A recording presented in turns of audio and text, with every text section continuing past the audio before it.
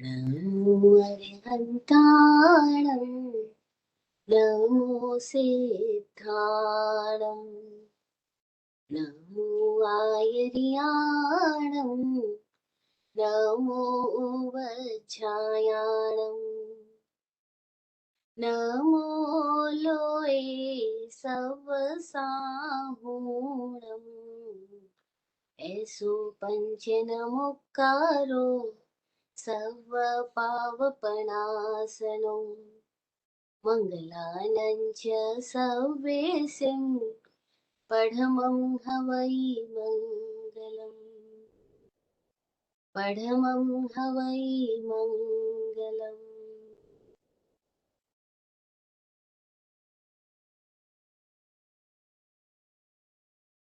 गुरु के ज्ञान का टीका मेरे मस्तक पे लग जाए। गुरु के ज्ञान का टीका मेरे मस्तक पे लग जाए। मैं ना सोचूं ना कुछ समझूं, मैं ना सोचूं ना कुछ समझूं, गुरु ज़ेहन में बस जाए। गुरु ज़ेहन में बस जाए।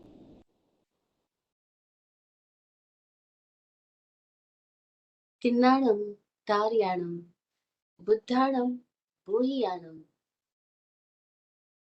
अनंत उपकारी तीर्थंकर परमात्मा उनकी आगमवाणी और समस्त चतुर्विद संघ को, समस्त भव्य आत्माओं को प्रणाम, वंदन, नमन।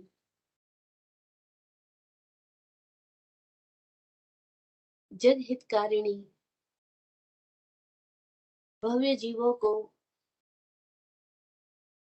अपनी भव्यता प्रकट करने में मदद करने वाली इस श्रुत वाणी को सतत नमन। जय हो। वाचक उमा स्वाति जी को प्रणाम, जिन्होंने जैनागमों को सार संक्षिप्त रूप में हम सब के लिए प्रकट किया। तत्वार्थाधिगम सूत्र की रचना करके युगों युगों तक आत्म साधना करने वाले साधकों के लिए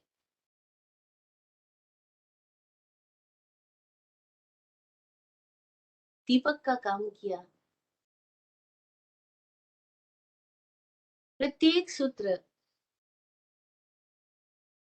हमारे भीतर एक झंकार पैदा करता है,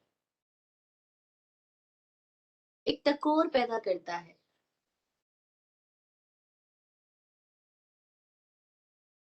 खुद खुद से मुलाकात कर ले, खुद खुद में प्रतिष्ठित हो जाए, स्व प्रतिष्ठित हो जाए, स्वानुभूति जागृत हो,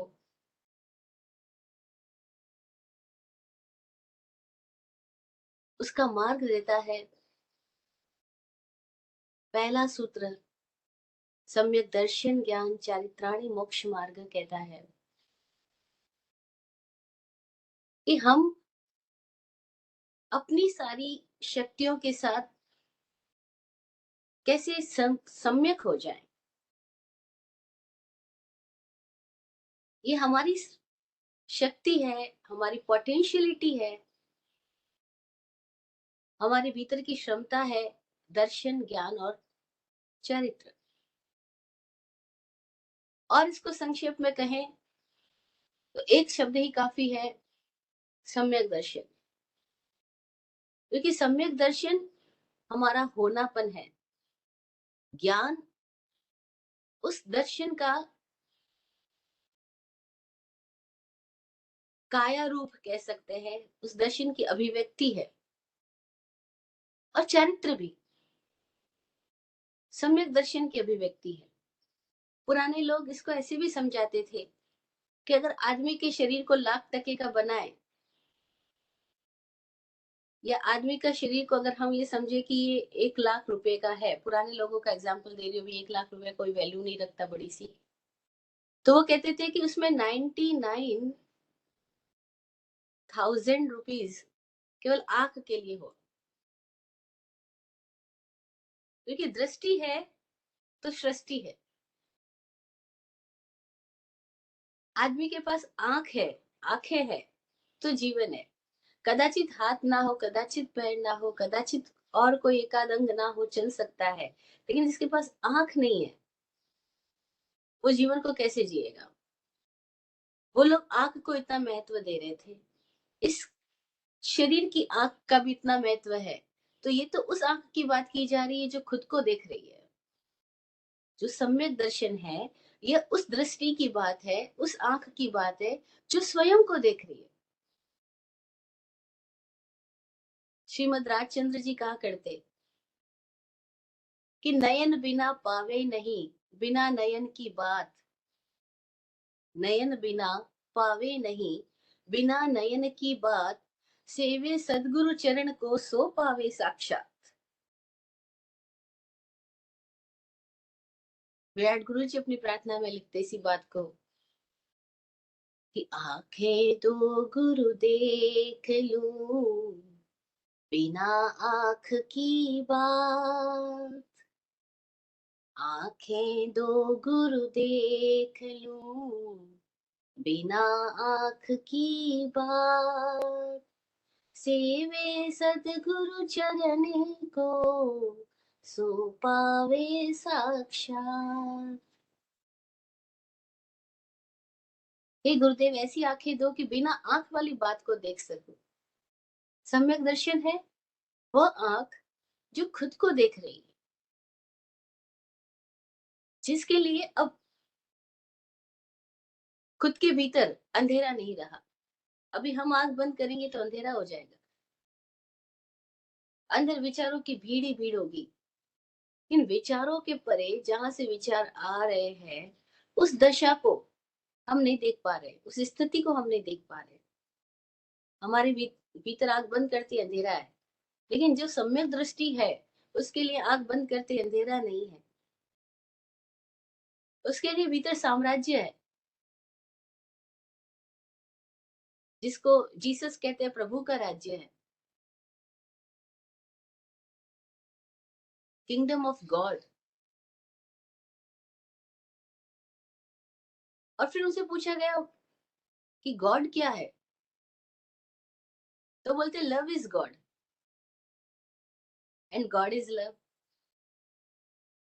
कितनी अद्भुत अभिव्यक्ति उन्होंने दी। और कहते थे प्रभु का राज्य, और फिर प्रभु कौन, तो कहते प्रेम ही प्रभु है, प्रेम ही परमात्मा है। अब इसको इस दृष्टि से समझे तो सम्यक दर्शन ही प्रेम है। अब प्रेम सम्यक दर्शन है। महावीर की दृष्टि में कहे यही बात, तो सम्यक दर्शन ही अहिंसा है, अहिंसा ही सम्यक दर्शन है, और मिथ्या दर्शन ही हिंसा है। ये छोटी छोटी पंक्ति एकदम एक सूत्र है, एक फार्मूला है, एक संकेत है, एक इशारा है। सूत्र का मतलब एक संकेत, एक सूचना है, एक इशारा है। हम खुद के भीतर देखें तो सम्यक दर्शन ही प्रेम है, सम्यक दर्शन ही अहिंसा है। एक भीतर की एक ऐसी स्थिति है जहां कोई दो नहीं रहा, जहां द्वैत नहीं बचा, अद्वैत अवस्था है। दो आते ही मिथ्यात्व आ गया, मिथ्या दर्शन आ गया, अद्वंद पैदा हो गया। एक मात्र एक भीतर एक ऐसी स्थिति है जहां दो नहीं है, जहां एक ही है। इसीलिए जिनके साथ मिलकर के हमें एकता सी महसूस होती है, एकत्व स्थिति पैदा होती है, कहते हैं हमें इससे प्यार हो गया। प्यार में क्या होता है, हमें एक आत्मा महसूस होती है, अलग अलग नहीं महसूस होता, वो पराया नहीं लगता। पर आया, आया यानी आत्मा, पर आया नहीं लगता, एक आत्मा लगता है, तो हम कहते हैं यह प्रेम हो गया, यहाँ प्यार हो गया। ऐसा प्रेम जो किसी से और किसी से ना हो, उसको हमारे यहाँ प्रेम नहीं कहते, उसको फिर मोहब्बत कहते हैं। प्रेम वो जो विराट है, प्रेम ही सम्यक दर्शन है, सम्यक दर्शन ही प्रेम है। अब हम प्रेम प्रेम शब्द इतना बोलते हैं, हमें लगता है अच्छा हमें प्रेम का पता है, लेकिन हकीकत में हमें प्रेम का अनुभव ही नहीं, प्रेम का पता ही नहीं है सबके अंतरतम में वो। लेकिन उसके पहले इतनी सारी ब्लॉकेजेस है हमारे भीतर कि वो प्रेम जो अंतरतम का विषय है, जो हमारा अनुभव है, जो हमारा स्वभाव है, वो स्वभाव कवर्ड हो गया। उस स्वभाव को हमने इतना कलरफुल बना दिया, रंग पोत दिया, रिश्तों में, नाम में, इच्छाओं में, संस्कारों से, विकारों से। तो वो जो हमारा अंतरतम स्वभाव है, वो जो प्रेम, जो सम्यक दर्शन हमारा अंतरतम स्वभाव है, अहिंसा जो हमारी अंतरतम स्थिति है, उससे हम कोसों दूर हो गए, हम खुद खुद से ही दूर हो गए। इसी बात को कबीरदास जी ने ऐसे बोला कि पानी में है मीन प्यासी, सुन सुन हमको हावे आवे हांसी। कि पानी में है मछली लेकिन प्यासी है, ऐसे ही सम्यक दर्शन हम है, लेकिन फिर भी हम तड़प रहे हैं, बेचैन है, परेशान है। सम्यक दर्शन, सम्यक ज्ञान, सम्यक चरित्र हम है, हमारा होना है, और हमारा होना ही मुक्त है, हमारा स्वभाव मुक्त है। लेकिन वो जो हमारा स्वभाव जो मुक्त है, जो सम्यक है, जो प्रेममय है, जो अहिंसामय है, वो हमें महसूस क्यों नहीं हो रहा? हमें क्या महसूस होता है? हम सबको परेशानियां ही परेशानियां महसूस होती है। हर कोई यहाँ चिंतित है, पीड़ित है, परेशान है। उस परेशानी का कारण कोई फिजिकल देगा, कोई मेंटल देगा, कोई इमोशनल देगा, कोई फाइनेंशियल देगा कि मैं इस वजह से परेशान हूँ, फाइनेंशियल पोजीशन ऐसी है, मेंटल पोजीशन ऐसी है, फिजिकल पोजीशन ऐसी है। लेकिन ज्ञानी कहते हैं कि ये सब बात खूंटिया है, जिसमें हमने अपने परेशानियों को लटका दिया है। परेशानी तो एक ही है, और वो क्या है? कि पानी में है मीन प्यासी। अरे तुम अनंत साम्राज्य के मालिक होते हुए गरीब बन करके घूम रहे हो, यही परेशानी है। अपनी आंख अपने भीतर खोली नहीं, बस यही परेशानी है। खुद खुद को देख लेते तो परेशानी गायब हो जाती। अब खुद खुद को देख लेते, बात सुनने में तो बड़ी आसान लगती, लेकिन कैसे, कैसे संभव है? तो फिर दो बातें कही उन्होंने, तन निसर्गाद अधिगमाद्वा, निसर्ग से भी संभव है, अधिगम से भी संभव है। कई कई लोगों की जिंदगी में ऐसी घटना घटी है कि बैठे हैं और क्षण भर में पता नहीं क्या हुआ उनके भीतर, और वो अपने भीतर चले गए। कोई एक खिड़की खुल गई, कोई एक खिड़की से अंदर प्रवेश कर गए, और तब उन्हें लगा अरे, ये सब जिसको मैं अपना अपना कर रहा था, शरीर को, शरीर से संबंधित चीजों को, वो सब मुझसे इतनी दूर है। जैसे इस घर की दीवारें, दीवारें है, दिख रही है, लेकिन मुझे नहीं छू रही है। मैं देख पा रहा हूँ कि घर की दीवारें अलग है और मैं अलग हूँ। ऐसे ही कोई कोई देख पाते हैं, किसी संधि के क्षण में अपने भीतर प्रवेश कर जाते हैं, तो देख पाते हैं, अरे ये शरीर, ये मन मैं नहीं हूँ। और वो अपने अनुभव से कहते हैं कि अब मजा आ रहा है, अब जिंदगी में केवल मौज ही बची, अब कोई तरह की परेशानी, पीड़ा, दुख है ही नहीं। क्योंकि वो जो परेशान हो रहा है, वो तो ये कार थी, और मैं इस कार का ड्राइवर हूँ। अब मैं कार नहीं रहा, मैं ड्राइवर हूँ, और मैं कार को जुदा देख पा रहा हूँ। तो कार के साथ जो कुछ हो रहा है उससे मुझे कोई तकलीफ नहीं हो रही, क्योंकि मैं देख पा रहा हूँ कि ये कार है और मैं ड्राइवर हूँ। ये भेद विज्ञान प्रकट हो गया उनके भीतर कि मैं डिफरेंट हूँ, और ये तन और मन दोनों डिफरेंट है, ये सारा प्रभाव, ये सारा फैलाव डिफरेंट है। ये अनुभव से आ गया। अब उनके जीवन में केवल आनंद बचता है, बस वही मुक्ति है। और जिसके साथ ऐसा नहीं हुआ है, उनके जीवन में पीड़ा ही पीड़ा है, परेशानी परेशानी है। अब परेशानियों के नाम हम कुछ भी दे सकते हैं, लेकिन है तो वो परेशानी। तो कैसे वो स्थिति में हम आ जाए कि परेशानियां ही ना बचे, सम्यक दर्शन की अवस्था आ जाए, प्रेम की अवस्था आ जाए। उसके लिए तीसरा सूत्र कह रहा है, तन निसर्गाद अधिगमात्वा, सदगुरु की कृपा से ही हो जाता है, सदगुरु की सेवा में रहते हुए हो जाता है। कोई एक क्षण समर्पण का घटित हो जाए, निसर्ग यानी समर्पण आ जाए। निसर्ग अधिगम को हम अनेक आयामों से समझ सकते हैं। एक आयाम ये भी है कि निसर्ग यानी अब वो अपनी प्रकृति में ही चला जाए, खुद की प्रकृति में इंटेंस चला जाए, तीव्रता से अपनी प्रकृति में गति करने लग जाए, अपने स्वभाव में गति करने लग जाए। बस एक क्षण आएगा, अंदर द्वार खुल जाएगा और व्यक्ति वेद विज्ञान को उपलब्ध हो जाएगा। और तब कभी जैसे कबीर बोलते करोड़ों सूरज चमकते, करोड़ों चांद तारे सब मेरी परिक्रमा कर रहे हैं, इतना आनंद है। कहते हैरत हैरत हे सखी, हैरानी हो रही है सखी, ये क्या स्थिति हो गई। बूंद समानी समुद्र में सोकत हैरत जाई। वो समर्पण की अवस्था में आ गई तो बोलते अरे बूंद समुद्र में समा गई और मुझे हैरानी हो रही है, मैं क्यों तड़प रहा था, मेरे पास तो अनंत साम्राज्य है। ये कोई कबीर का अनुभव, कोई ओशो का अनुभव, कोई रहीम का अनुभव, कोई किसी ज्ञानी का अनुभव, वो हम सब के भीतर में वो संभावना है। चाहे हम स्त्री हो या पुरुष हो, चाहे हम पढ़े लिखे हो या गैर पढ़े लिखे हो, चाहे हम अमीर हो या एकदम निर्धन हो, चाहे हम बच्चे हो या बड़े बूढ़े कोई भी उम्र में हो, चाहे हम किसी जात समुदाय से संबंध रखते हो, कोई फर्क नहीं पड़ता। ये प्रभु का साम्राज्य सबके भीतर है ही। ये सम्यक दर्शन, ये अनंत प्रेम की स्थिति, ये अहिंसा की स्थिति, ये मुक्ति की स्थिति सबकी संभावना है ही। हम सब उस साम्राज्य के साथ ही पैदा हुए। जिसे कोई राजा का बेटा था, स्टोरी सुनी होगी आप सबने। और कुछ ऐसी स्थिति हो गई कि राजा ने उसको अपने महल से निकाल दिया और वो चला गया किसी आवारा लोगों के बीच में, चोरी करना सीख गया, चोर बन गया। और कई सालों के बाद में वो भूल ही गया वो कौन है, वो चोर, उसकी आइडेंटिटी चोर की बन गई है। चोरों का सरदार बन गया, खूब चोरियां करता है, ये वो सब कुछ। खतरनाक स्थिति में एक दिन उलझ गया है और उसके भीतर ऐसी स्थिति आ गई, मर जाओ अब तो। क्योंकि जिन चोरों के गिरोह को उसके चारों ओर जो लोग हैं, जिन पे वो भरोसा कर रहा है, आज वही सारे लोग उसके दुश्मन बन गए हैं। वही अपने सरदार को मारने की तुले हुए हैं। और सरदार सोच रहा है इनको मैंने इतना सब कुछ पाला पोसा सब कुछ किया और ये सब क्या स्थिति पैदा हो गई। वो एकदम मरने की दशा में आ गया है कि बस मैं मर जाता हूँ। और इतने में ही राजा का मुख्य वजीर उसके पास पहुंचता है और उसको याद दिलाता है कि तुम राजपुत्र हो और राजा ने तुम्हें बुलाया है, कल तुम्हारा राज्य अभिषेक होने वाला है।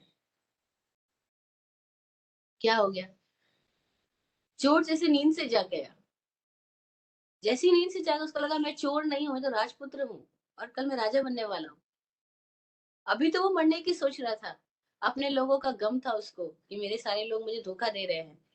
और एक ही क्षण में उसको जैसे ये आ गया कि मैं राजपुत्र हूं और कल मेरा राज्य अभिषेक होने वाला है, बस वो सारा चोर वाला सपना गायब हो गया, चोर वाली मूवी खत्म। वो तो राजा हो गया है। लेकिन वो भूल जाएगा, थोड़े दिनों बाद वो अपने राजा की आइडेंटिटी में आ जाएगा। और हम सब भी ऐसी अलग अलग आइडेंटिटीज में अपने आप को देख रहे हैं, इसलिए सम्यक दर्शन नहीं है। क्योंकि हम सब ने अपनी अपनी कोई कोई आइडेंटिटीज बना रखी है और उस आइडेंटिटीज के साथ हमारा इतना डीप एसोसिएशन हो गया है कि हम ये मान बैठे हैं मैं तो माँ हूँ, मैं तो पत्नी हूँ, मैं तो भाई हूँ, मैं तो बेटा हूँ, मैं तो बिजनेसमैन हूँ, डॉक्टर हूँ, फला हूँ। हम सब ने अपने अपने आपके साथ में ना जाने कितनी तरह के एडजेक्टिव्स ऐड ऑन कर लिए हैं। और हमने अपने ही उन एडजेक्टिव्स के साथ में, उस पर्सोना के साथ में इतना एसोसिएशन कर लिया है कि वी फॉरगेट कि हम है क्या। हम है तो राजा, हम में से हर कोई राजा ही है। और कोई सदगुरु आता है और हमको आईना दिखाता है, बोलते हैं अरे तुम राजपुत्र हो, तुम्हारा तो राज्यभिषेक हो रहा है, तुम कहाँ चोर बन गए। बस वो सपना गायब हो जाएगा। निसर्ग से, सदगुरु की कृपा से, समर्पण घटित होते ही, कुछ ओपनिंग होते ही व्यक्ति अपने भीतर प्रवेश कर जाएगा। और एक बार उसने अपने आप को देख लिया, जैसे आचार्य मानतुंग बोलते हैं ना कि एक बार जो क्षीर सागर का मीठा पानी पी लेता, खारा पानी पीने की वो इच्छा कैसे कर सकता। एक बार जिसने क्षीर सागर का पानी पी लिया है, अब वो खारा पानी पीने की इच्छा कैसे करेगा। एक बार जिसको खुद का अनुभव हो गया कि मैं क्या हूँ, जिसने ये जान लिया मैं कौन हूँ, मैं क्या हूँ, जिसने खुद का दर्शन कर लिया, जो अपने अनंत प्रेम की स्थिति में पहुंच गया, उसको अब संसार की कोई भी चीज इच्छा में कैसे बांध सकती है। उसके लिए अब इच्छा का चक्रव्यूह खत्म हो गया, क्योंकि वो चक्रव्यूह के केंद्र को उपलब्ध हो चुका है। अन्यथा पूरी जिंदगी हम इच्छाओं के चंगुल में, इच्छाओं के चक्रव्यूह में ही उलझते रहते हैं। इस तत्वार सूत्र के लास्ट सेशन में हमने बात की थी कि हमारी बीमारियां को हम पहचाने कि क्या हमारी बीमारी है, तो शायद हम अपनी बीमारी से जाग जाए। संभावना है कि हम अपने बीमारी के निदान के लिए, बीमारी के उपचार के लिए हम कुछ पुरुषार्थ कर ले, सही दिशा पकड़ ले। तो लास्ट सेशन में हमने एक बीमारी की बात की थी कि शंका, संदेह इतना गहरा हमारे भीतर गया हुआ है कि बुढ़ापा भी आ जाए, इतनी जिंदगी के अनुभव से भी हम गुजर जाएं, तो भी हमारे भीतर कभी भरोसा, आस्था पैदा नहीं होती, बल्कि संदेह और गहराता चला जाता है। शंका हमारी गजब की बीमारी है, वो मन का दूषण है, मन का प्रदूषण है, वो भीतर का पॉल्यूशन है। लेकिन उस पॉल्यूशन को हम इतना सहेज सहेज करके रखते हैं, हम भूल ही जाते हैं कि वो पॉल्यूशन है। शंका करना प्रदूषण है, अपने भीतर का वातावरण खराब करता है, लेकिन हमें समझ नहीं आता, तो हम शंका को ही पकड़ते जाते हैं। और वही शंका ही है जो आदमी को आदमी से बांटती जाती है। आदमी को आदमी से भय रहता है, संदेह बना रहता है, प्रेम खत्म। जहाँ शंका आ गई, वहां प्रेम नहीं, वहां सम्यक दर्शन नहीं। दूसरा जो हमारा बीमारी का महत्वपूर्ण लक्षण है, उसको भी हम पहचाने, वह है कांक्षा, आकांक्षा, डिजायर्स, तमन्नाएं, इच्छाएं, वासना, जिसको गौतम बुद्ध ने तृष्णा कहा। ये ऐसी प्यास है जो कभी बुझती नहीं। जब आपके हाथ में 50 रुपए थे तो आप 5,000 की इच्छा करते थे, जब 5,000 हो गए 50,000 की, जब 50,000 हो गए 50 लाख की, और जब लाख हो जाएंगे तो करोड़ की, जब करोड़ हो जाएंगे तो उसके आगे और किसी दिशा में बढ़ते ही जाएंगे हम। और कितना भी अरबों खरबों रुपया हो जाए हमारे पास में, तब भी तृष्णा कभी खत्म नहीं होगी। बोलते लोग पेट का ऐसा कुआं है जो कभी बढ़ता ही नहीं। ऐसा लगेगा भर गया, लेकिन थोड़ी देर बाद, पंजाबी लोग मजेदार बात बोलते हैं। पंजाबी लोग अपने आप को भावड़ा बोलते हैं, जैन लोग, और बोलते हैं हाथ सूखा और भावड़ा भूखा। मतलब अभी खाना खा के हाथ धोया है और हाथ धो करके हाथ सुखाया है, उतने में तो वापस भूख लग गई। तो वो बोलते हैं हाथ सूखा और भावड़ा भूखा। मतलब हमको कभी भी खिला दो, हम रेडी रहते हैं खाने के लिए।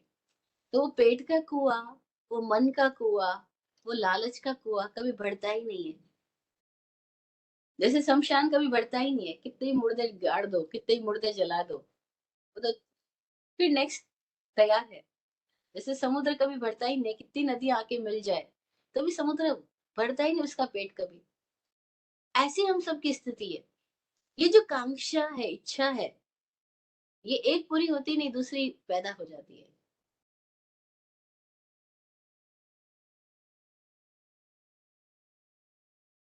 तमन्नाओं का सिलसिला कब खत्म होता है जलील। तमन्नाओं का सिलसिला कब खत्म होता है जलील। एक कली खिल गई, फिर दूसरी पैदा हो गई। अगर एक फूल खिल गया तो दूसरा पैदा हो गया, ये तो कभी खत्म होने ही वाला नहीं है। इच्छा पूरी हो जाती है, लेकिन इच्छाएं कभी पूरी नहीं होती। एक दिन मैं बात करी थी स्वामी जी के साथ में, मैंने कहा ये कैसे हो गया, ये इच्छा ऐसी पैदा अगर पूरी हो गई। स्वामी जी बोले इच्छा तो पूरी हो जाएगी, लेकिन इच्छाएं कब पूरी होगी। बात तो सही है। इच्छाएं कभी खत्म ही नहीं होती, एक के बाद दूसरी, दूसरे के बाद तीसरी। ये घर बन गया, आप कहते हो ये घर तो बन गया, 2 BHK अच्छा लग रहा है, लेकिन अब ऐसा लग रहा है कि अगली बार नया बनाऊंगा जो 3 BHK होगा या 4 BHK होगा। बस अब कुछ और नया चाहिए, और नई जगह पे जाना चाहिए। ऐसी इच्छाएं चलती रहती है, और हम इन इच्छाओं को देख ही नहीं पाते। इच्छाएं हमारी दृष्टि पे आवरण डाल देती है, इच्छाएं हमें देखने नहीं देती, और हम इन इच्छाओं को प्यार करते हैं। अब गड़बड़ क्या हो जाती है, आदमी आदमी को नहीं प्यार कर रहा है, आदमी अपनी इच्छाओं को प्यार कर रहा है। और इच्छाएं पूरी करने में जो लोग सहायक है वो हमारे दोस्त कहलाते हैं, और इच्छाएं पूरी करने में जो लोग सहायक नहीं होते उनको हम दुश्मन मान लेते हैं। ये पक्ष और विपक्ष पैदा कहाँ से हो गए। एक दिन मैं सवाल कर रही थी विराट गुरुजी से कि गुरुजी ये लोग बचपन में भाई भाई कहते इतना प्यार से रहते थे। कोई कहावत है ना कि हमारी एक दांतों से हमारी रोटी टूटती थी, मतलब इतना साथ साथ खाना खाना, साथ साथ घूमना, साथ साथ सब कुछ करना, कि भाई भाई बोलते हमारे में इतना प्यार था। तो बड़े होकर के ऐसा क्या हो जाता है कि भाई भाई लड़ने लग जाते हैं। तो ऐसा क्या हो गया, कल तुम कह रहे हो कि हम एक दूसरे के बिना रहते नहीं थे, एक दूसरे के बिना सोते नहीं थे, एक दूसरे के बिना खाते नहीं थे, और आज तुम्हारी इतनी लड़ाई हो गई। एक दूसरे को मुंह देखना पसंद नहीं करते, एक दूसरे को बात करना पसंद नहीं करते। गुरुजी बोले कि लड़ाई का कारण क्या है, अब दोनों के हित टकराने लग गए, दोनों की इच्छाएं टकराने लग गई, दोनों अपने आप को सिक्योर करने में लग गए, दोनों खुद खुद की वासनाओं की पूर्ति में लग गए। और अब उन वासनाओं की पूर्ति में दूसरा सहायक नहीं लगता है तो दुश्मन बन जाता है। जब हित टकराने लग जाते हैं तो पिता पुत्र लड़ने लग जाते हैं, पति पत्नी लड़ने लग जाते हैं, भाई भाई लड़ने लग जाते हैं, और हर जगह लड़ाई देख रहे हैं अपन। और लड़ाई क्यों है, क्योंकि सबको अपनी इच्छा की पकड़ बनी हुई है। फिर एक सवाल आया था मेरे भीतर, मैं विराट गुरु जी से प्रश्न किया कि आप कहते हो कि सम्यक दर्शनी में कांक्षा नहीं होती, इच्छा नहीं होती, और मैं ये देख पा रही हूँ कि मेरे भीतर तो फिर भी इच्छा पैदा हो रही है, तो इसका मतलब हम सम्यक दर्शनी नहीं है। तो गुरुजी बोले इच्छा पैदा होना एक बात है, और इच्छाओं के पीछे भागना दूसरी बात। अगर इच्छा पैदा भी हो गई तो छोड़ दो, अगला पल अज्ञात है, अज्ञात को अज्ञात की तरह जीना शुरू कर दो, तो भी इच्छाओं के सिलसिले से मुक्त हो जाओगे। ये साधना का गजब का सूत्र गुरुजी ने एकदम प्रकाशित किया कि अज्ञात को अज्ञात की तरह जीना शुरू कर दो। भाई अगला पल अज्ञात है, मुझे भी नहीं पता क्या होगा, तो मैं उसके लिए प्लानिंग क्यों करूं, उसके लिए एक योजना क्यों बनाऊं, उसके लिए अपनी इच्छाओं की कल्पनाओं में क्यों खो। वो बोले क्यों कल्पना करना, कल्पना यानी कमजोर, कमजोरी है वही कल्पना करेगा, कमजोर आदमी इमेजिनेशन में जाएगा, और जो इमेजिनेशन में चला गया वो सम्यक दर्शन से कितना दूर चला गया। अब वो देख ही नहीं पाएगा, क्योंकि वो तो कल्पनाओं में देख रहा है। और हम सारे लोग ऐसे ही तो करते हैं, बोलते हैं ना मुंगेरी लाल की हसीन सपने। जब छोटे थे तो एक सीरियल आता था टीवी पर, मुंगेरी लाल के हसीन सपने, कि वो बैठा है और हसीन सपने देख रहा है, वो ही नहीं हम सब भी हसीन सपने देख रहे हैं, और पूरी जिंदगी सपनों में चली जाती है, सत्य की तरफ आंख ही नहीं जगती। तो सम्यक दर्शन क्यों नहीं हो पाता, वो प्रेम क्यों टूट जाता है, वो प्रेम क्यों खत्म हो जाता है, क्योंकि इच्छाओं का जाल हमारे भीतर रहता है। ये बीमारी है इच्छा। तो स्वास्थ्य क्या है,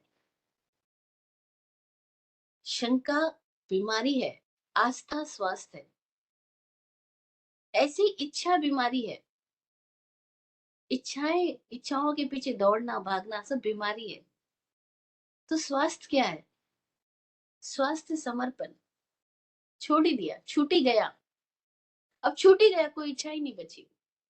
तो क्या स्थिति पैदा होगी, वो स्थिति पैदा हो जाएगी जैसे कोई भक्त अपनी साधना करता हुआ भक्ति में आके बोलता है कि मेरी चाही मत करो, मैं मूर्ख अनजान, तेरी चाही मैं प्रभु है मेरा कल्याण।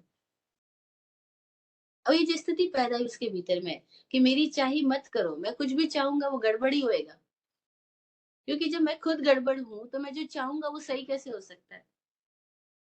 मैं इच्छा भी कर लूं, जैसे नहीं होता, बहुत सारी कहानी आती है, किसी ने बहुत सालों तक परमात्मा की भक्ति करी, शिव भगवान की प्रार्थना करी, बस दर्शन दे दो, दर्शन दे दो। जब शिव जी आगे बोले, बोलो क्या वरदान दूं? बोलो बस एक ही वरदान दे दो। अच्छा क्या वरदान दो? वो ना मेरी बेटी अमेरिका रहती है। वो भाई बोला मेरी बेटी अमेरिका रहती है और मेरे को बहुत फोबिया है इसमें, फ्लाइट में जाने में। मुझे बहुत डर लगता है फ्लाइट से जाने में। तो बस भगवान एक छोटा सा काम कर दो कि मैं यहाँ मुंबई में हूँ, मुंबई से अमेरिका तक एक रोड बना दो, एक हाईवे बना दो, मैं ड्राइव करके चला जाऊंगा अपनी बेटी से मिलने के लिए। शिव जी बोले यार एक तेरे लिए लाए हाईवे बनाना, इतना कंक्रीट, इतना सीमेंट, इतना सब कुछ यूज करना, ये बड़ी तकलीफ वाली बात है। तो इतने साल तूने साधना करके भी क्या मांग रहा है कि बेटी से मिलने के लिए रोड बना दो? तू कुछ और मांग ले। तो कहता है अच्छा ऐसा करो शिव जी, अगर आपको ये नहीं बना के देनी है रोड, तो कुछ ऐसा वरदान दे दो कि मेरी पत्नी के मन में क्या चल रहा है मैं ये जान जाऊं। तो शिव जी बोलते हैं अच्छा ये बता, हाईवे 8 लेन का बनाना है या 4 लेन का बनाना है? क्योंकि पत्नी के मन में क्या चल रहा है ये जानना तो शिव जी के लिए भी मुश्किल है। तो अच्छा ये है तो हाईवे बना देता हूँ तेरे लिए। कहने का मतलब है अगर हमको भगवान भी मिल जाए तो हम क्या मांगने वाले हैं? वही लोग बोलते हैं गणपति बप्पा मोरिया, गणपति बप्पा मोरिया। अगर एक आदमी 10 दिन का भूखा और गणपति सामने आ जाए वो क्या मांगेगा? मुझको भोजन दे दो, लड्डू दे दो। हम सब ऐसे ही कुछ कुछ मांगेंगे ना। लेकिन कोई आदमी ये नहीं सोचता मैं मांगी क्यों रहा हूँ, मैं चाह ही क्यों रहा हूँ। मैं चाहना ही छोड़ दूं तो? और फिर लोगों को इतना मजा आता है, अरे मैंने चाहा मेरी चाह पूरी हो गई। बस मैंने ऐसा घर चाहा था ऐसा घर मुझे मिल गया, ऐसा वर चाहा था ऐसा वर मिल गया। मिलता किसी को नहीं है, जो भी मिलता है कोई टिकता नहीं है। लेकिन हम ऐसे ही इच्छाओं के जाल में अपने आप को इतना अहंकार से भर लेते हैं, जिसकी इच्छा पूरी हो जाती है he becomes superior, जिसकी इच्छा पूरी नहीं होती now he become inferior। और वो डिप्रेशन में चला जाता है, इच्छाएं पूरी नहीं हो रही, डिप्रेशन में चला गया। और आदमी मरने की सोचता है, आत्महत्या की सोचता है, क्यों? क्योंकि मेरी इच्छा पूरी नहीं हो रही, मेरी वासना पूरी नहीं हो रही है। और बताओ जीवन इच्छा पूरी करने के लिए नहीं मिला है। ये बात गौतम बुद्ध पूरी जिंदगी बताते रहे कि जीवन में दुख है, तृष्णा में दुख है। जब तक इच्छा है तब तक दुख ही दुख है। लेकिन ये बात हमें समझ ही नहीं आती, हमारी तो एक इच्छा पूरी होती है, दूसरी इच्छा चाहिए होती है। इच्छा दुख है, ये बात अनुभव से समझ में नहीं आती। कोई कोई लोग जीवन से लर्निंग लेते हैं, अधिगम करते हैं। कोई कोई लोग मैच्योरिटी किस लेवल पर पहुंच पाते हैं और वो देख पाते हैं कि जैसी डिजायर लेस हुए वैसी मौज में आ गए। उनका अनुभव कहता है कि भागती फिरती थी दुनिया जब तलब करते थे हम इच्छा करते थे दुनिया भाग रही थी। हम पैसे के पीछे जा रहे थे, पैसा हमसे दूर जा रहा था। हम किसी के पीछे जा रहे थे, वो हमसे दूर जा रहा था। भागती फिरती थी दुनिया जब तलब करते थे हम, बेतलब जब से हुए वो बेकरार आने को है। जब से हम बेतलब हो गए, कोई इच्छा ही नहीं बची। और वो दुनिया मेरे पीछे घूम रही है, हम क्या करें? महावीर स्वामी जी के पीछे सारी दुनिया घूम रही है अभी। क्यों? महावीर स्वामी के भीतर से इच्छा खत्म हो गई, और जब उनके भीतर इच्छा रही होगी तो सबने दुत्कारा होगा।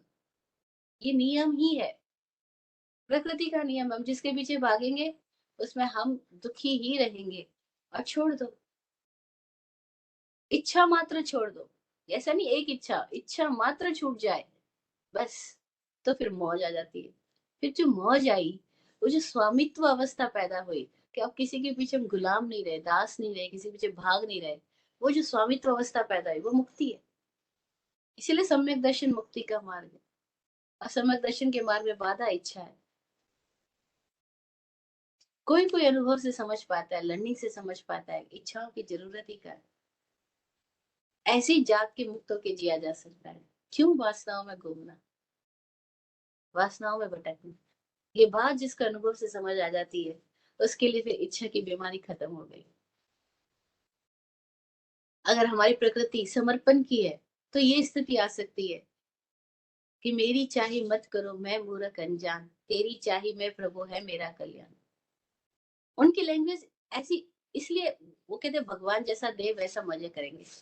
उसकी इच्छा, वो जो उसकी इच्छा बोल रही है नहीं कि परमात्मा कुछ इच्छा कर रहा है या परमात्मा तुम्हारे लिए कुछ करने वाला है। पर जब हम बोलते हैं ईश्वर इच्छा, प्रभु इच्छा, इंशाअल्लाह, इंशाअल्लाह का मतलब भी यही, बहुत प्यारा शब्द है इंशाअल्लाह, यानी उसकी इच्छा। तो जब हम कहेंगे उसकी इच्छा तो क्या मतलब, अब मेरी इच्छा खत्म। ये लैंग्वेज ऐसे लोगों के द्वारा डेवलप हुई जिनके भीतर समर्पण की दशा आ गई। वो कहते हैं अब मेरी इच्छा खत्म, वो जैसा चला है वैसा चलूंगा। ये समर्पण के मार्ग की ये परिभाषा है, ये भाषा है कि अब वो अपनी इच्छा छोड़ देता, अपनी बागडोर छोड़ देता है।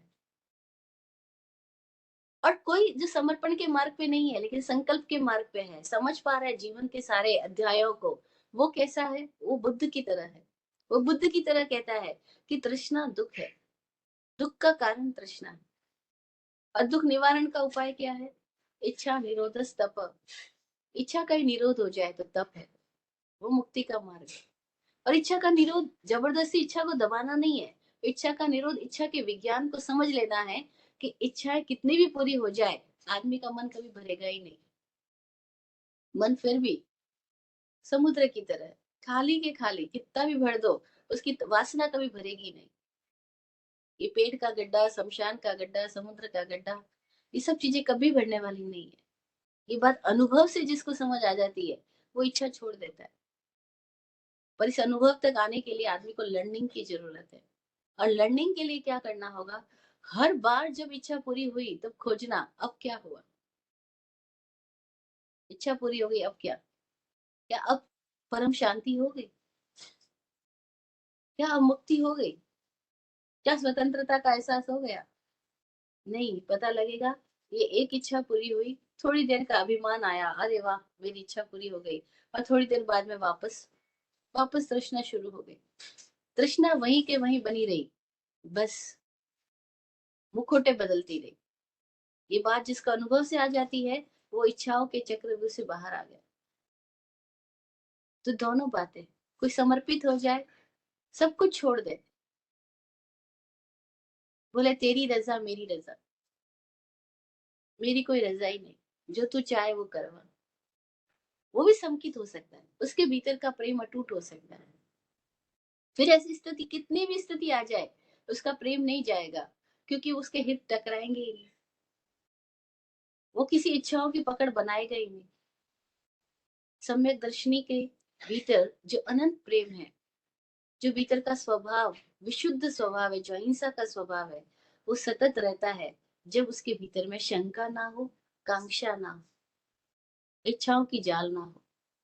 और सपोज कोई इच्छा पैदा भी हो जाए किसी कारणों से, क्योंकि अभी तो उदयाधीन अवस्था में है, कोई कोई पीछे का कोई कर्म ऐसा आता है, कोई प्रवाह ऐसा आता है, कोई इच्छा पैदा हो जाती है, तब भी वो उस इच्छा को लेकर के पकड़ नहीं बनाता, कल्पना में नहीं जाता, वो इच्छा को छोड़ देता है और कहता है जो होना है सो हो। अब जो होना है सो हो, इसमें कहने का तात्पर्य ये नहीं है कि जो होना है वो किसी ने लिख रखा है, कोई और करने वाला है। इसको शाब्दिक अर्थों में नहीं जाना, इसके भावनात्मक अर्थों में जाना। तब उसने अपना अभिमान छोड़ दिया, अपनी पकड़ छोड़ दी, जो होना है सो हो, यानी मेरी कोई पकड़ नहीं। तो क्या होगा, वो दृष्टि कहीं अटकेगी नहीं, उसका मन कहीं गिरफ्त में नहीं जाएगा, स्वतंत्र रहेगा। स्वतंत्र मन रहे, मन में कोई तरह की पकड़ ना बने, उसी का नाम तो मुक्ति है। अतः मन परेशान कर ही नहीं सकता क्योंकि मन में कोई पकड़ ही नहीं। ये मुक्ति की स्थिति है, मोक्ष मार्ग है। अब ये निसर्ग से भी होता है, कोई कोई लोग स्वाभाविक रूप से ऐसे होते हैं, और कोई कोई लोग सीख करके भी ऐसे हो सकते हैं, अधिगम से भी हो सकता है, लर्निंग से भी हो सकता है। जीवन की लर्निंग से सीख लो कि अरे हमने थोड़ा थोड़ा मांगा, थोड़ा थोड़ा पाया, लेकिन हर बार भूखे ही रहे, मांगना ही बंद कर दे तो। विराट गुरु जी अपनी कविता में लिखते हैं, मांगने से राज्य मिल जाए तो राजा सभी हो। अगर मांगने से राज्य मिल जाता है तो सभी कोई राजा बन जाएंगे, लेकिन मांगने वाला तो भिखारी है, वो राजा का है। राजा तो वो है जिसके भीतर की सारी मांग ही खत्म हो गई, कुछ चाह रही नहीं। अनुभवी लोग बोलते हैं कि चाह गई चिंता मिटी, मनवा बेपरवाह। जिसको कुछ नहीं चाहिए वो शाहों का शाह, वो शहंशाह। चाहत है चिंता है, चाहत गई चिंता गई। जहाँ चाह वहाँ आह है। लोग बोलते हैं जहाँ चाह वहाँ राह है। वो भी बात ठीक है, लेकिन ये बात कितनी गहराई के अनुभव की है कि जहाँ चाह है वहाँ आह है, वहाँ कष्ट है। और जहाँ चाह ही नहीं बची तो कष्ट कैसे? चाहत है कि बच्चे मेरा कहना माने, अब नहीं मानते तो कष्ट होता है। चाहत है कि समाज में मेरा सम्मान हो, अब सम्मान नहीं होता तो कष्ट होता है। चाहत है कि मेरा शरीर स्वस्थ रहे, तो हमको बीमारी आती है, बहुत दुख होता है, परेशानी होती है। और चाहत ही ना रहे तो फिर जो हो रहा है सो हो, मुझे क्या, मुझे क्या, मुझे क्या, मुझे क्या। ये बात गहराई में चली जाए, इच्छा पूरी हो तो क्या, नहीं हो तो क्या, मुझे क्या। फिर इच्छा आएगी तो भी गायब हो जाएगी, क्योंकि इसकी पकड़ ही नहीं है। तो हम मुक्त रहे, हम स्वामी रहे, हम स्वतंत्र रहे, हम दास नहीं बने, हम गुलाम नहीं बने। वरना कौन किसको गुलाम बनाता है इस दुनिया में? कौन किसको धोखा देता है इस दुनिया में? विराट गुरु जी से हमने बहुत जीवन के अनुभव सीखे। जब इस सवाल में पूछती थी गुरु जी, ये हर कोई बोलता है मेरे को धोखा मिला, धोखा मिला। धोखा कौन देता है? गुरु जी बोला अपना लालच के सिवा कोई नहीं धोखा देता। खुद का लालच ही खुद को ठगता है। हम दोष देते दूसरों ने ठगा। थोड़ी गहराई में जाए, उस घटना को देखे। भाई आप बोलते हो मैंने वहां पे बहुत आंख भरोसा करके, विश्वास करके, आंख मूंद करके इन्वेस्टमेंट कर दिया, उसको पैसा दे दिया और वो तो आई ही नहीं वापस। तो स्वामी जी बोले तुमने पैसा दिया क्यों था? लालच था ना कि और बढ़ जाएगा और हो जाएगा, ये हो जाएगा, और लालच था, इसे धोखा खाया। लालची ठगा जाता है, लालच ही ठगता है। लेकिन हमको लालच ठग रहा है ये नहीं दिखाई देता है, लोगों ने ठग लिया ये दिखाई देता है। बस लाइफ से लर्निंग हमारी गलत हो गई, चूक गए। जहाँ इस बात पे आगे कि लोगों ने ठगा, अब मिथ्या दर्शन में है। अब बस वैर विरोध की परंपरा चालू हो जाएगी, कोर्ट केस की परंपरा चालू हो जाएगी। और वो कोर्ट केस कैसे है वो सबको पता है। इंडिया के केस, कोर्ट केस तो ऐसे है कि पीढ़ियों की पीढ़ियां मर जाती है, केस खत्म नहीं होता है। तो ये सब कहाँ जा रहे हैं हम? लालच की दिशा में। और लर्निंग की दिशा क्या है? कि लालच ने ठगा है, आदमी ने नहीं ठगा। और लालच क्यों है? मेरी भीतर कोई तृष्णा है। तृष्णा क्यों है? क्योंकि मुझे लगता है इच्छा करूंगा और पूरी हो जाएगी तो मजा आएगा। वो तो आज दिन तक भी नहीं आया। इच्छा पूरी करी, मजा आया एक क्षण का, और वापस इच्छा पैदा हो गई, नई चिंता पैदा हो गई। तो क्या करना? समर्पण, छोड़ दिया। कैसे छोड़ दिया? अनुभव से समझ आ गया तो भी छोड़ दिया। एक्सपीरियंस से सीखना कि जब 50,000 हो गए तब भी मेरा पेट नहीं भरा, 5 लाख हो गए तब भी नहीं भरा, तो 5 करोड़ से कैसे बढ़ जाएगा? अनुभव से सीखना कि हर दोस्ती में मैंने धोखा क्यों खाया, क्योंकि हर दोस्ती में मैंने उम्मीद पाली थी। दोस्तों ने धोखा नहीं दिया, मेरी उम्मीदों ने मुझे धोखा दिया। और ये उम्मीदें हम सबसे पाल लेते हैं। हम जिनसे कनेक्टेड होते हैं, सपोज आप किसी साधु साध्वी से कनेक्ट हो, आपने उनसे भी उम्मीद पाल ली कि वो साधु साध्वी आपका ध्यान रखेंगे, समाज में आपको, आप पहुंच गए तो आपकी तरफ नजर जाएगी, आपका सम्मान होगा। अच्छा ये भी उम्मीद होगी कि मैं जैसे इनको चाहता हूँ वैसे ही दिखाई देंगे ये, और वो बदल गए। बस उम्मीद ने धोखा दे दिया। ये बात दिखलाई पड़ जाए तो मौज ही मौज है। जिसको इच्छा खत्म उसको मौज ही मौज है। जिसको इच्छा है उसको चिंता ही चिंता है। बस ये दृष्टि हमारी देखने लग जाए, क्लियरली देख ले, तो जिंदगी बदल जाएगी। तीसरी बीमारी क्या है हमारी? ये शंका और इच्छा, कांक्षा, ये दोनों जब तक है, ये सम्यक दर्शन नहीं हो रहा है। खुद को नहीं देख पा रहे। और देखना बिल्कुल आसान है, खुद से थोड़ी बाहर है। सम्यक दर्शन एकदम आसान है, हमारा स्वभाव है। लेकिन इच्छाओं का जाल चारों ओर हमने इतना बुन लिया है कि हम जो चीजें देख रहे हैं वो केवल वो देख रहे हैं जो हमें चाहिए। हमारी नजरों में वही ख्वाब है जो हमें चाहिए। जैसे लोग बोलते हैं मेरा ये ड्रीम है कि ऐसी जगह घर बनाओ।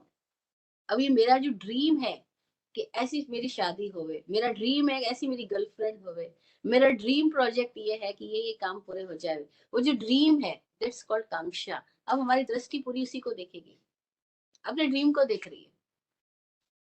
और फिर कुछ लोग ऐसे आ जाते हैं जो कहते हैं बिग ड्रीम देखो, बड़े सपने देखो। मैं उनको पूछती हूँ,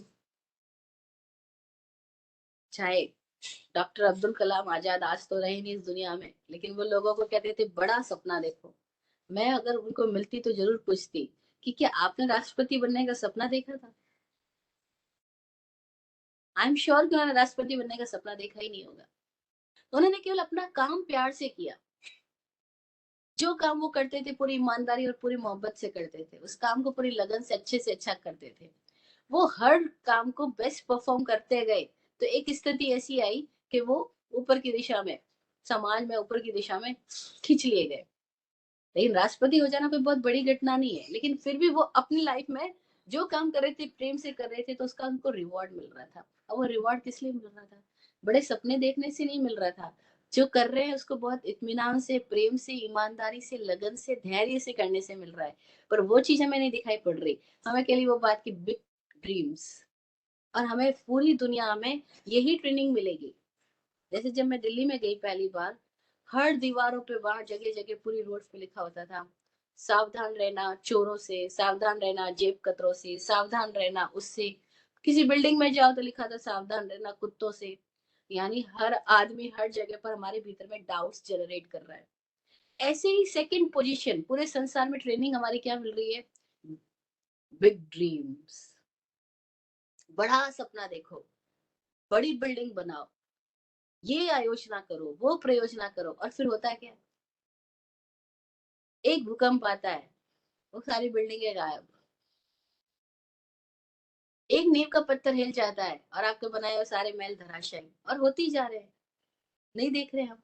एक हार्ट अटैक हुआ, करोड़ों रुपए इकट्ठा किया था, क्या हुआ? गए आदमी तो, एक क्षण में गए। और वो करोड़ों के पीछे जनता लड़ रही है। पीछे के लोग सारे लड़ ही रहे हैं उस पैसों को लेकर के। और हम भी पूरी जिंदगी लड़ रहे थे कि हमारे नाम रहे, हमारे नाम रहे, और आपका नाम ही नहीं रहने वाला, आप ही गायब हो जाओगे। लेकिन हमें लर्निंग नहीं हो रही है। ये सारी कुछ स्थितियां हमारे चारों ओर हर दिन हो रही है। आप किसी भी आदमी की स्टोरी सुनो, वो दुखी है, वो परेशान है।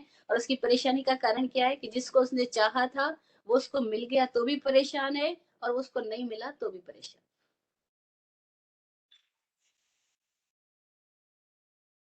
एक आदमी के भीतर पता नहीं कहां से इच्छा है पागल खाने को मिल के आऊं, पागल खाने को देख के आऊं। ये पागल कैसे होते हैं? चला गया पागल खाना। उस आदमी का कुछ रुतबा रहा होगा तो पागलों के डॉक्टर ने भी उसको बड़ा रिस्पेक्ट दिया।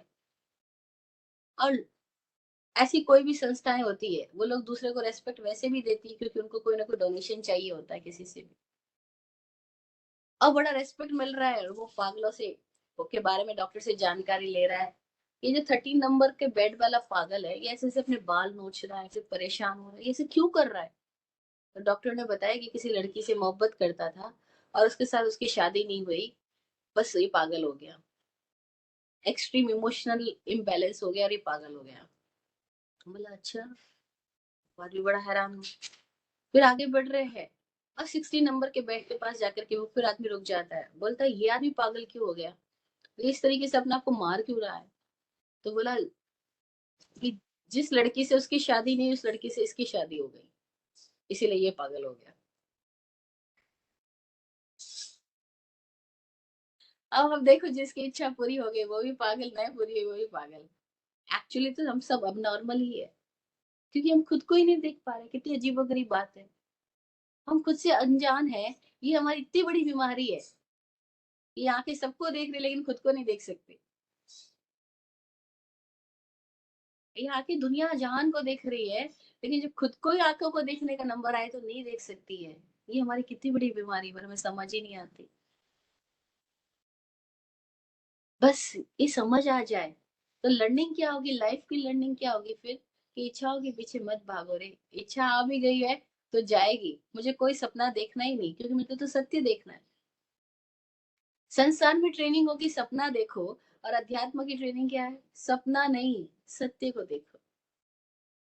सपने में मत जियो, सत्य में जियो, यथार्थ में जियो।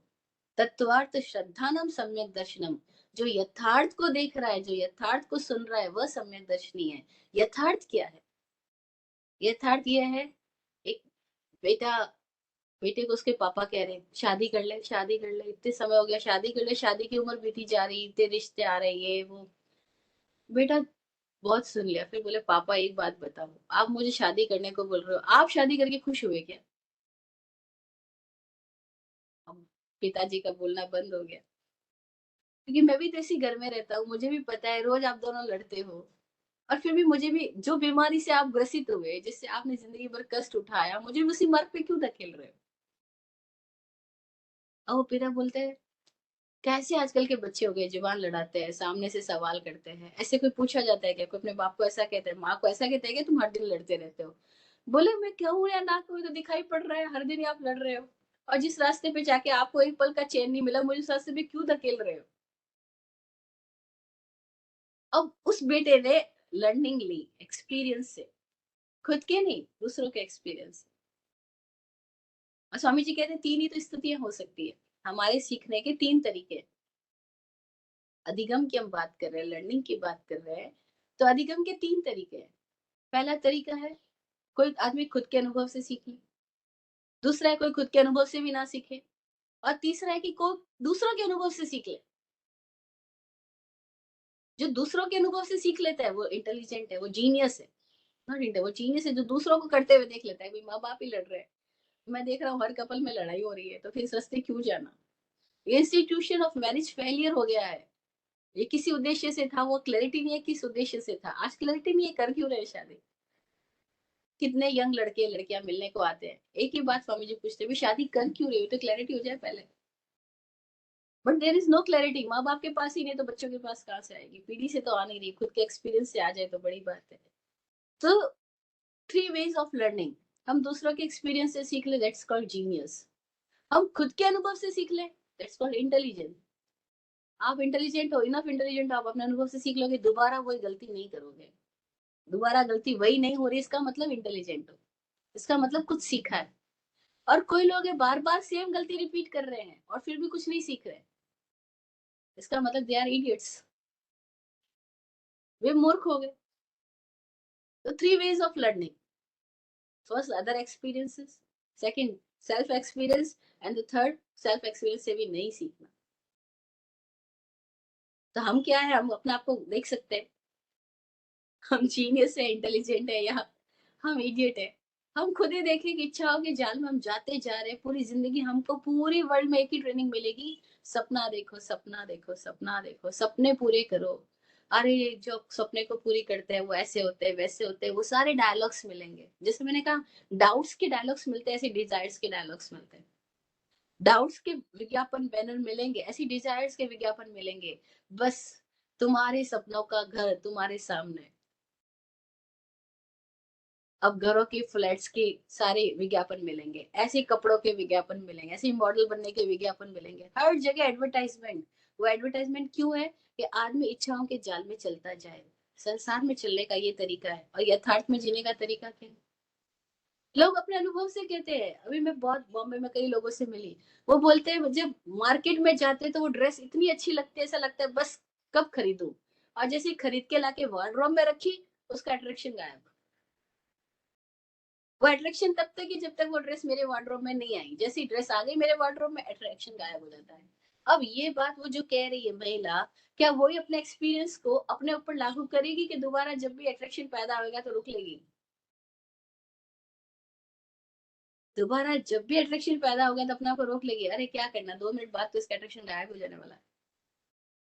नहीं, अपने अनुभव को हम अपने ऊपर लागू नहीं करते, और अनुभव को लागू नहीं करते इसीलिए पूरी जिंदगी सेम गलतियां रिपीट करते जाते हैं। सेम प्रॉब्लम्स हम पूरी जिंदगी जाते हैं। और हमारी जिंदगी में कोई बहुत बड़ी प्रॉब्लम्स नहीं है, सेम गलतियां कोई बहुत ज्यादा नहीं है। बस वे ही गलतियां बार बार रिवाइज हो रही है, सेम गलती रिपीट हो रही है। कल भी गुस्सा किया था, पछताया था, परेशान हुआ था, आज फिर गुस्सा आएगा, गुस्सा करूंगा। हर बार सेम गलतियां रिवाइज हो, इसका मतलब क्या हुआ? हमने लर्निंग नहीं ली, अधिगम नहीं किया। तो तन निसर्गाद अधिगमाद्वा, निसर्ग से भी होता है, अधिगम से भी, लेकिन अधिगम के लिए क्या करना होगा? आंख खोलनी होगी, सपनों से बाहर देखना होगा, यथार्थ को देखना होगा कि जिनके सपने पूरे हो रहे हैं वो भी कहाँ है, जिनकी इच्छाएं पूरी नहीं हो रही वो भी कहाँ है। और दोनों ही पागल है।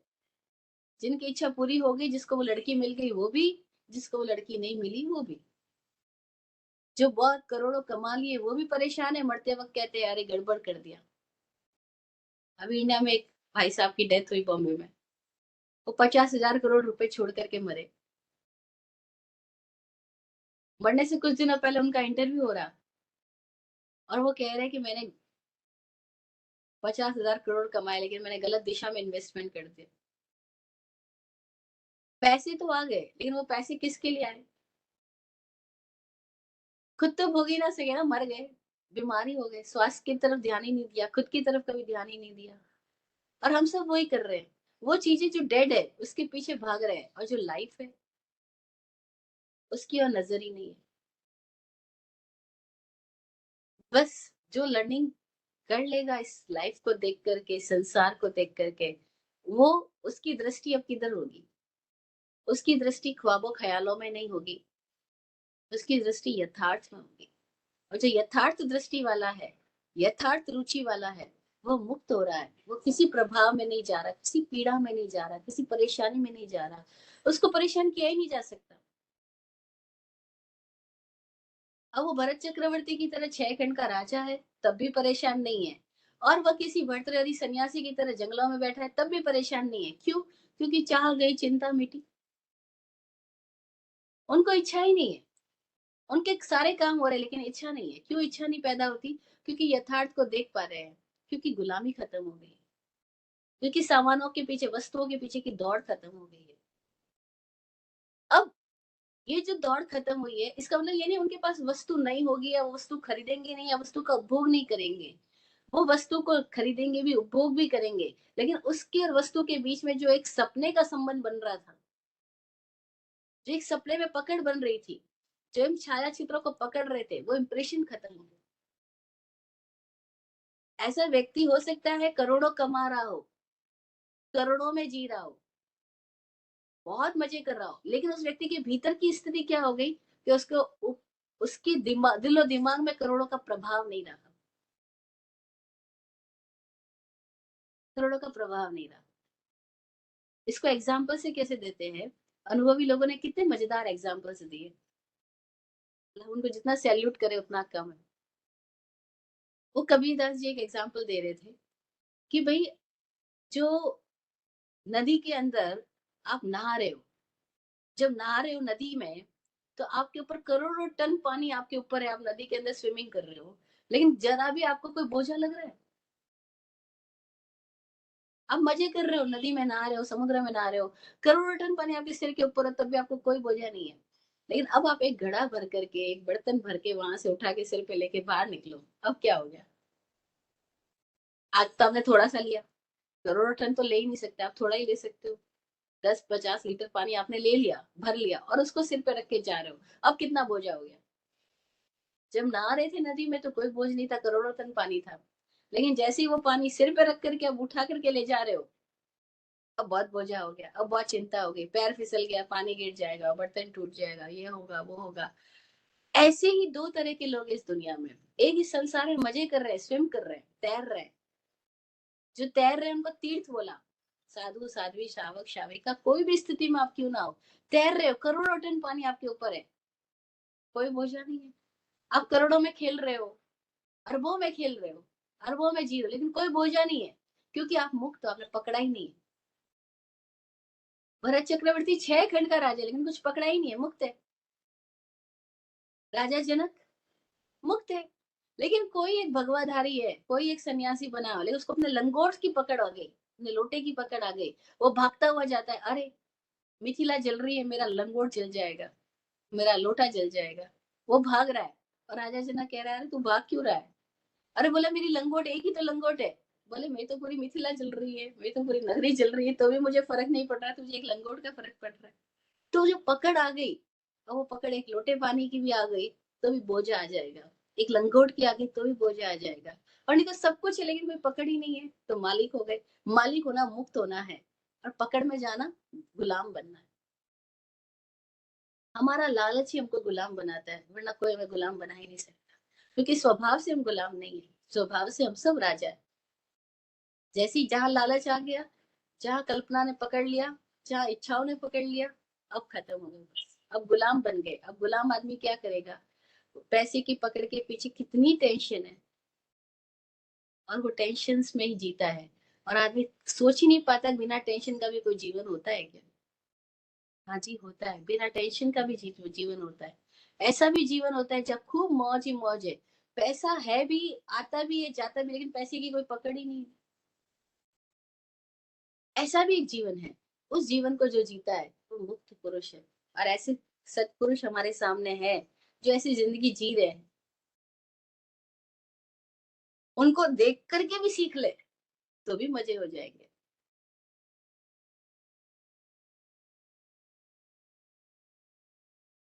कोई कोई सीख जाता है, जो सीख जाता है वो कांक्षाओं के चश्मों से मुक्त हो जाता है। जो कांक्षाओं के चश्मों से मुक्त हुआ वो सम्यक दृष्टि पुरुष, सत्पुरुष, अपने आप को जीता हुआ इस पूरे संसार में परम ऐश्वर्य का भोग करता है। उसके पास परम ऐश्वर्य है, कोई दीनता ही नहीं है। वो राजा है और वो परम ऐश्वर्य का भोग करता हुआ मुक्त हो रहा होता है। और बाकी सारे लोग वो छोटी छोटी बुलबुलों की पकड़ में चिंतित रहते हैं। और पूरी जिंदगी चिंतित है और मरते वक्त भी इस बात की चिंता होती है, हाँ इतना पैसा लेकिन मैं कुछ कर नहीं सकता। 50,000 करोड़ रुपए भी हो जाए, लेकिन एक क्षण की श्वास लेने के लिए अगर हम उनको बोले कि सारा रुपया दे देंगे तो एक क्षण की श्वास दे दो, एक जीवन दे दो, एक दिन का जीवन दे दो। Doctor cannot provide us, no one can provide us. तो उस पैसे का जिसके पीछे पूरी जिंदगी बिताई व्यर्थता हो गई। अब ये व्यर्थता हमको किसी और की जिंदगी देख के भी समझ आ सकती है, खुद की जिंदगी देख के भी समझ आ सकती है, और खुद की जिंदगी देख के भी समझ नहीं आ सकती। Three ways of learning, one is genius, second is intelligent and third is idiot. मैं कौन हूँ, इसी को खोज ले। तन निसर्गात अधिगमाद्वा, अधिगम से भी सम्यक दर्शन होता है। लर्निंग से, लर्निंग आ जाए मजा हो जाएगा। और हम मुक्त हुए इंप्रेशन से तो मोक्ष ही मोक्ष है। जय हो। सबका कल्याण हो।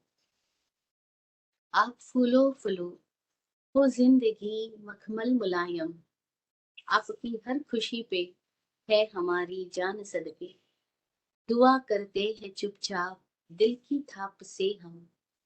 दुआ करते हैं चुपचाप दिल की थाप से हम। रहे जाते नवाजे हर घड़ी अरमान सबके। अमन और चैन से गुजरे आपका वक्त सारा। अमन और चैन से गुजरे आपका वक्त सारा। रुख पे खिलती रहे यूं रूह की मुस्कान खुल के। रुख पे खिलती रहे यूं रूह की मुस्कान खुल के। जय हो। सब मंगलमय।